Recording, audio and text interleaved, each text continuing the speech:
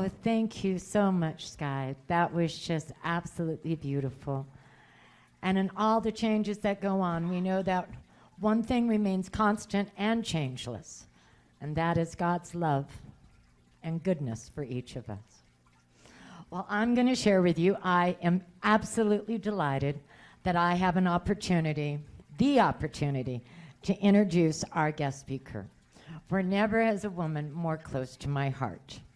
When I was first considering becoming a practitioner, she was the very first individual that I met with and chatted with and led me counsel and influenced my life.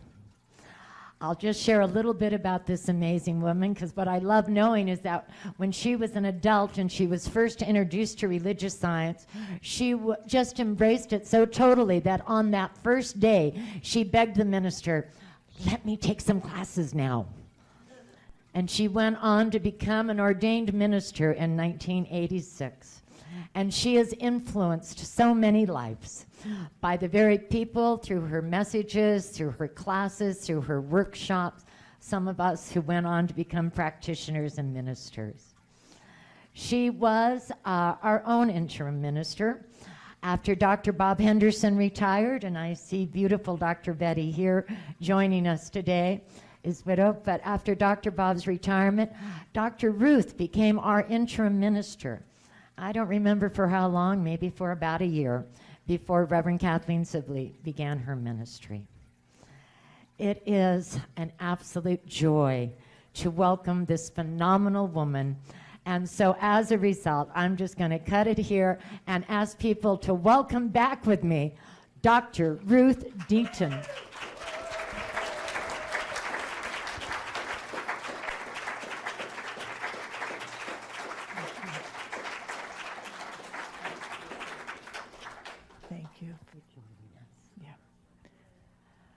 Well, my goodness, it's almost making me speechless to be back here.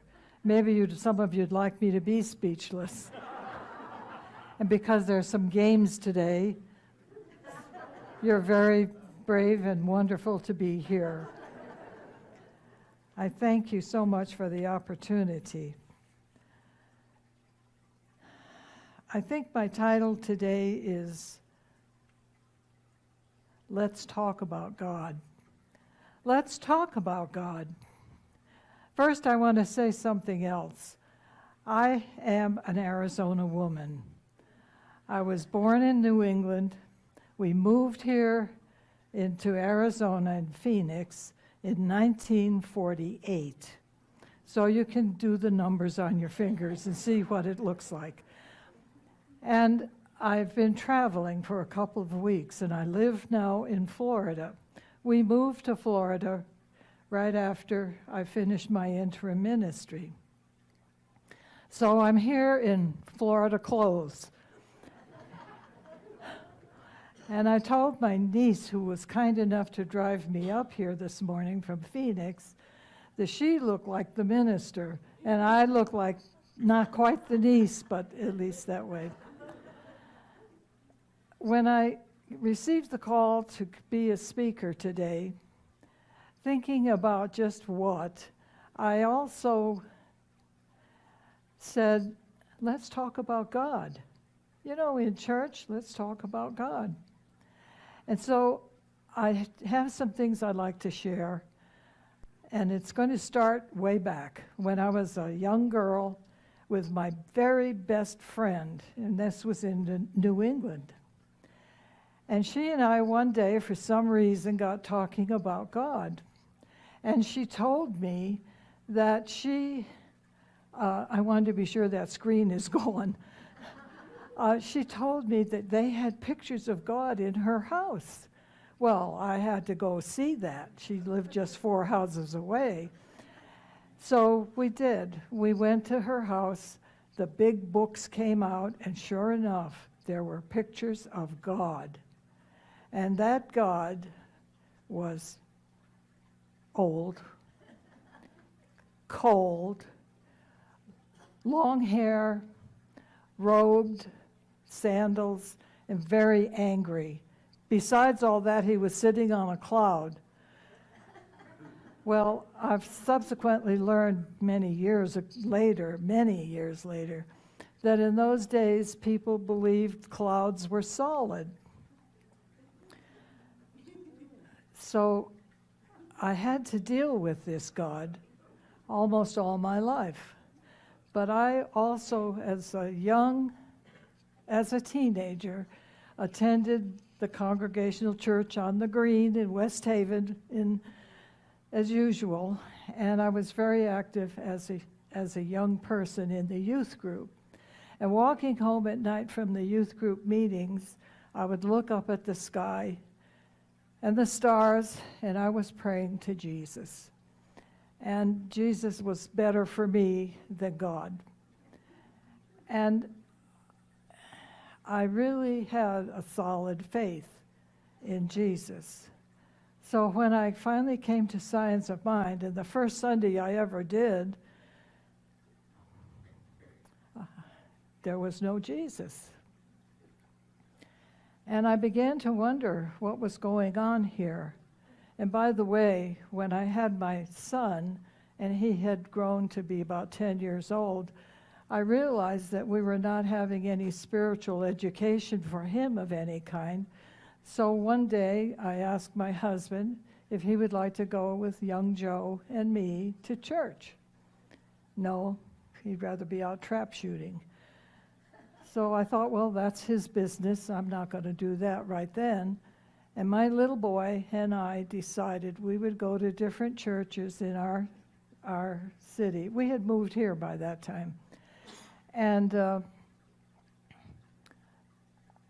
our agreement was that we would go to different churches, and when we both liked the church, big people's and little people's, that would be the church. Well, we tried different churches, and they didn't work for us. He'd come out and say, "No, Mommy." And my reaction would be, well, maybe not for me either.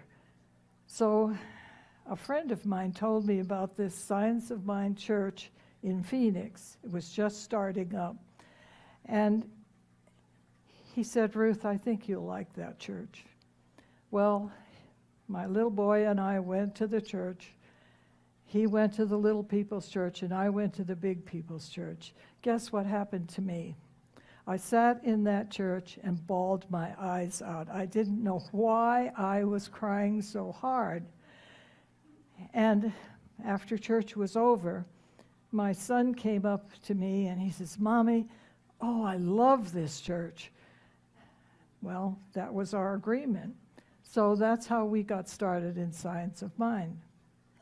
And yes, I did beg the minister to let me start classes. He says, "You won't understand it. You've got to start at the beginning." I said, "But Dr. Mark, yes, I will. I promise you I will." Well, he was right.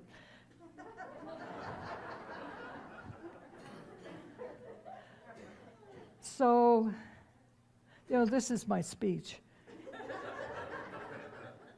Anyway, that was it. I think in a way, in Science of Mind, a lot of ministers have shortchanged Jesus.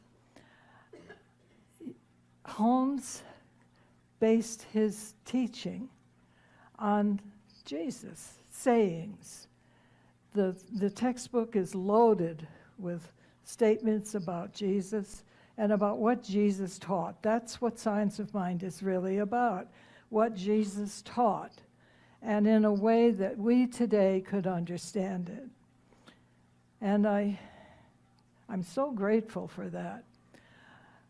Well, there have been a lot of changes in my life, of course, with this teaching, but a lot of other changes too, as many of you have experienced, including the loss of my husband about 1.5 years ago, not to COVID, but to Alzheimer's. And we left here because there was no support for Alzheimer's patients. And so my daughter-in-law told me, she's very, very high up in the medical profession. She said, "Mom, Gainesville, Florida the University of Florida, have a research program for Alzheimer's. And it's very good, but you have to live here to get into the program. So we loaded up, sold our house, moved to Florida. And at that time we rented a condo on the beach, because if you're in Florida, that's where you go. We got involved in the research program, which turned out to be a dud, in my opinion. And it really didn't help me at all to be involved with that program. But it helped my husband a little bit. The big thing in it was that we were told about an ALZ place, Alzheimer's, shortened to ALZ, A-L-Z, daycare. Well, thank God, because the daycare has saved many, many caregivers' lives, and it's prolonged the life of the patient. And I had to do a lot of work for myself, which pushed me and pushed me and pushed me more into knowing God. And one of the things that occurred to me one day was, I had known this, but the real feature of nature. Nature is God's blessing to all of us.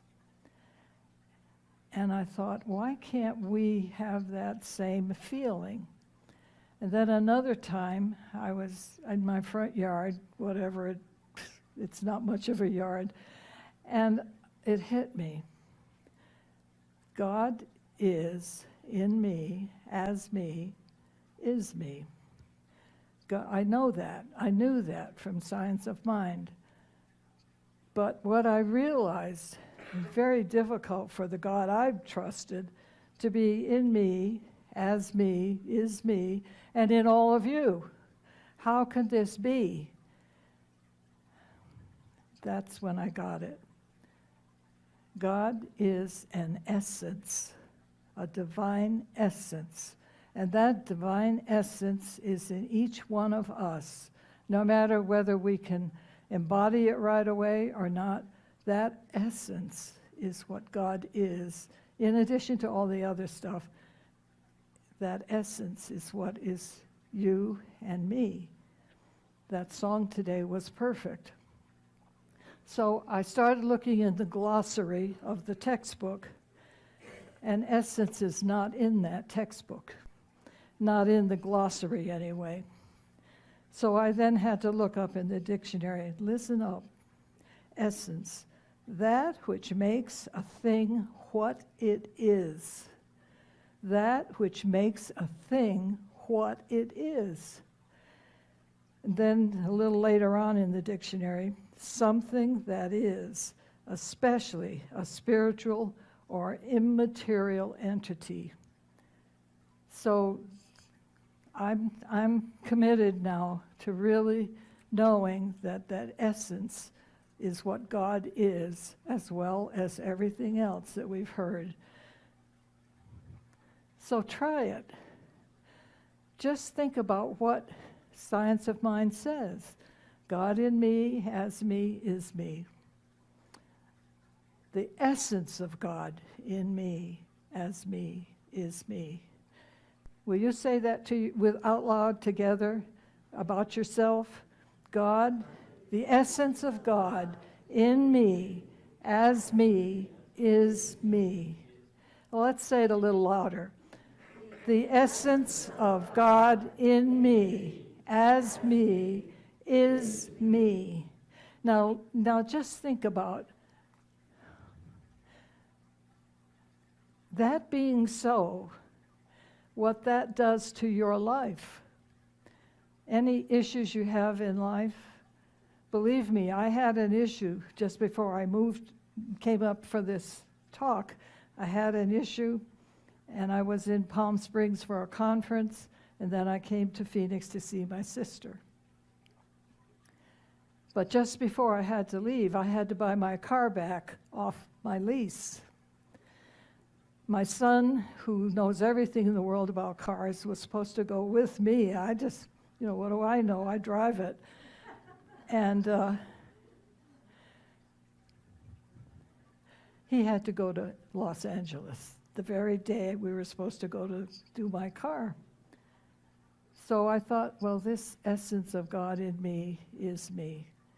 And I could actually feel an essence of a person with me. So I went, instead of like a sheep to slaughter, I went confidently. And I met the finance man, and I listened to everything he said. What I knew, the only information I had was that my car was worth at least the Blue Book price. You know what the Blue Book is. And so I went knowing that my car was valued at the Blue Book price. Thank you, God. I did wonderfully. But God in me as me, that essence, took care of all of it. Then they surprised me. They deal with a credit union. Well, I like credit unions. I've been in a credit union all my life. And I had joined a credit union down in Gainesville. Of course. That credit union was not the one that they deal with, however. So when I got back home, I got thinking about that. And I called my credit union manager. She and I had become friends. And I told her what had happened. And I said, her name just left me. But I said to her, I don't want to be in that credit union. I want my loan to be with this credit union. Can we do that? Absolutely. So she picked up the phone, took care of it. Then she told me that all the little goodies that I thought I was getting for free, I would be paying for through this other credit union. She said, Ruth, we take care of all of those things. You will not be paying for them. Well, now this meant I had to go back and see the finance manager, the car dealer. So I did. And my son was supposed to go with me that time too, and he couldn't make it. So I thought, well, I won't say. And I worked on myself about the essence of God with me, the essence of God in him as well. I don't know why I'm a little disturbed, but I'm so deeply affected by this. I went to that man and I said to him what I just shared with you. And he said, well, how much are we talking about? He said, I know what we charge. And I said, well, what I'm concerned about is $4,000. That was what they tacked on. I thought, well, $4,000 is quite a bit of money to be dealing with. So I said to him, what I want is a list of the names of the people that I would be blessed by, and I want a list of the names and the amount of money each would be needing to give back to me. He did it. Just like that. He did it. And it was so simple and so easy. I expect when I get back home there'll be some checks waiting for me. And they'll go to my credit union too. And so I said to him, I love baking cookies. That's what I love doing because that's about all I have left to do. He jumped out of his chair. He says, homemade cookies. I said, yes, I feel so good, I'd like to give you some cookies. Oh, he said, that's wonderful. And he was on my side right away. So I was amazed, and I was trusting, and I believed it. Jesus spoke in terms of his day. He spoke in the terms of his day that have been very difficult for most of us to get a hold of, to understand. But when he used the word Father, That was almost as good as essence. In the time of Jesus' time here, the Father was used by people as a blessing, as a blessing of good, and God is not good, good being a noun, I mean an adjective. God is good as a noun, the good being the noun. Got it? God is good. Not an adjective, but a noun. So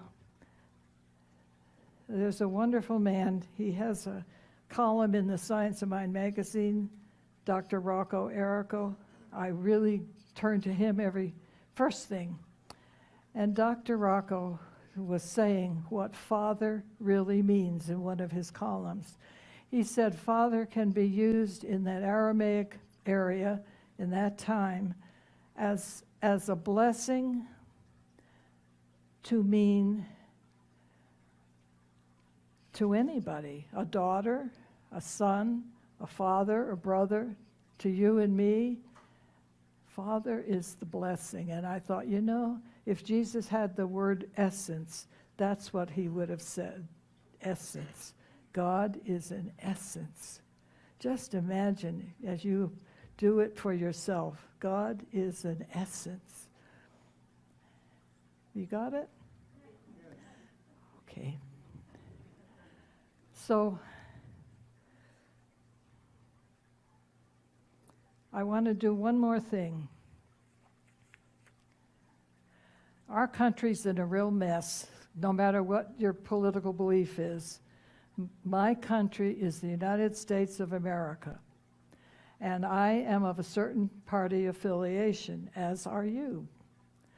But we're not getting along well. And I would like us to start blessing. Our job is to bless the country. The United States of America is something special, don't you think? Yeah. So I'm thinking the essence of God in the United States of America is what we can start believing, we can start trusting. And just this group of people right here could make the change. And I'm with you. I'm going to be doing this. I had to write this out because it gets a little wordy. The divine essence of God in the United States of America. That's what we're talking about. The divine essence of God is in the United States of America. You say that with me? The divine essence of God in the United States of America is in the United States of America as the United States of America. You got it? You want to try it again? Okay. The divine essence of God in the United States of America as the United States of America is the United States of America. If we can just start doing that, we're going to see huge changes, and for the better, of course. And then I want to touch a little bit on politics. The same essence is in politics, but it doesn't know it. It just doesn't know it. Politics doesn't have any guidelines. It doesn't have any code that I'm aware of. But the divine essence of God is in politics, as politics, is politics. That is the message today. The divine essence of God is politics, as politics, is politics. Can you just feel the change that will take place in this country for the better and in the world? Because politics is the whole world. And we're in trouble. and we need to bless it and do some good work. Okay, let's say it one more time. The divine essence of God is in politics, as politics, is politics. Now, I don't want to hear anybody say, woe is me, or cuss words or anything else, including myself. It's best that we just know that the divine essence of God is in charge. That's what's happening, is in charge. I'm the living proof of God in charge, of the essence of God being in charge. Got it? You have it? Will you do it? Yes. That's wonderful to feel that support, because I don't know how much longer I have. I'm done. I'm through. Have a good day. Thank you. Thank you.